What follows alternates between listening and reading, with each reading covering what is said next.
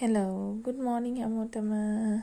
අද මම කතා කරන්න යන්නේ 9 වසරේ 6 වෙනි පාඩම මානව රුධිර සංසරණ පද්ධතිය.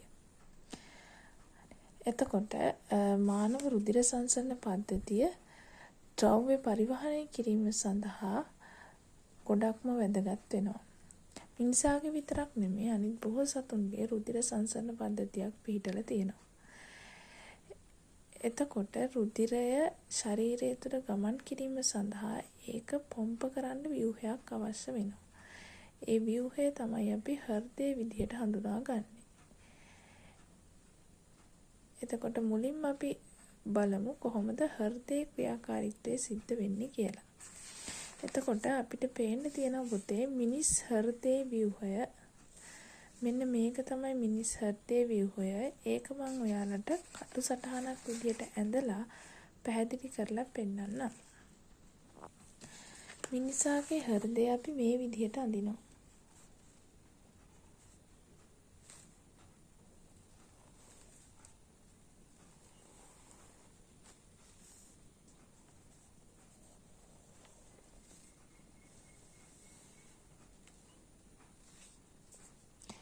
හරි. එතකොට මේක කුටීර 4කට බෙදෙනවා මුලින්ම හෘදය. අපි උඩ තියෙන කොටස් දෙක හඳුන්වනවා මොනවා කියලාද? කර්ණිකා කියලා. යට තියෙන කුටීර දෙක කොටස් කිව්වට කුටීර දෙක හඳුන්වනවා කෝෂිකා කියලා.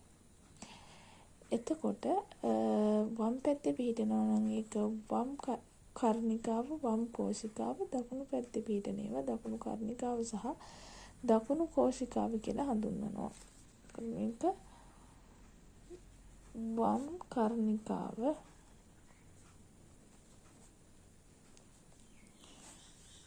මේක වම් කෝෂිකාව.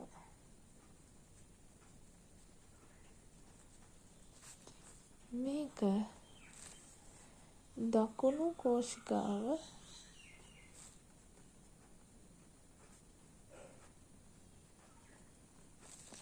මේක දකුණු කර්ණිකාව.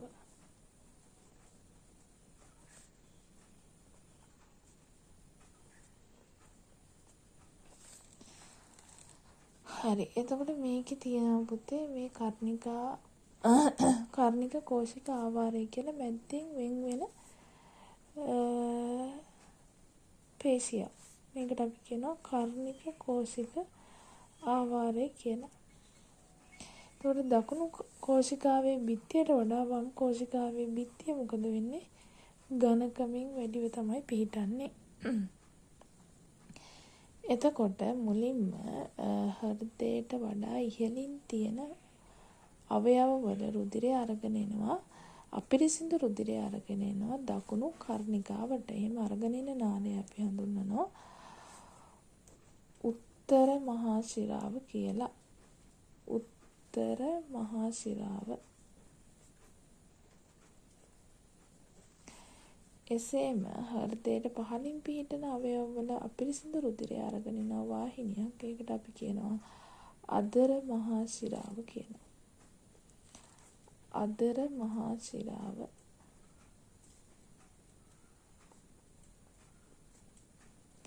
උත්තර මහා ශිරාව සහ අදර මහා ශිරාව. දැන් අපිරිසිදු රුධිරය ඇවිල්ලා මොකද කරන්නේ? මෙන්න මේ දකුණු කෝෂිකාව ඇතුළට පිරෙනවා. ඊට පස්සේ දකුණු කෝෂිකාව සහ දකුණු කර්ණිකාව සහ කෝෂිකාව අතර තියෙනවා කපාටයක්. ඒකට අපි කියනවා ද්විතුණ්ඩ කපාටය කියලා. ත්‍රිතුණ්ඩ කපාටය. වැරදුනා. ත්‍රිතුණ්ඩ කපාටය. මොකද දකුණු පැත්ත දකුණු කියන්නේ අකුරු 3යි. එහෙනම් මේ පැත්තේ තියෙන මොකද්ද?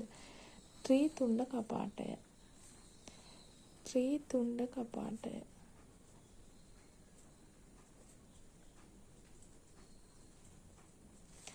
හරිද? ඊට පස්සේ මෙතෙන්ට ආපු කර්ණිකාවල ආකුංචය නිසා දකුණු කෝෂිකාවට එනවා අපිරිසිදු රුධිරය.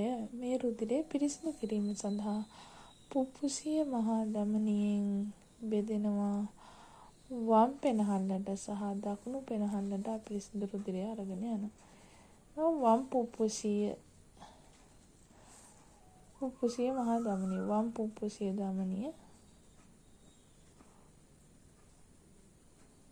පුප්පුසීය ධමනිය දකුණු පුප්පුසීය ධමනිය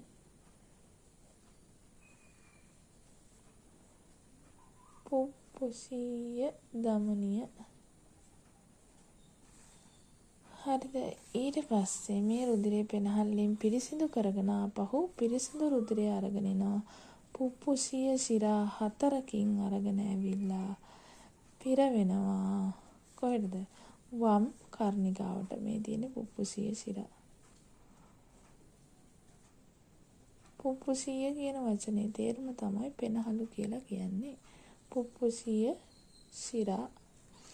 පුප්පුසීය ශිරා වලින් එකතු වෙච්ච රුධිරය මේ කර්ණිකාව ආකුංච වෙද්දී නැත්නම් කර්ණිකාව ඇකිලීමේදී මොකද වෙන්නේ? වම් කෝෂිකාවට එනවා. එතකොට දැන් තියෙන්නේ මොනවද? මේ පිරිසිදු රුධිරය.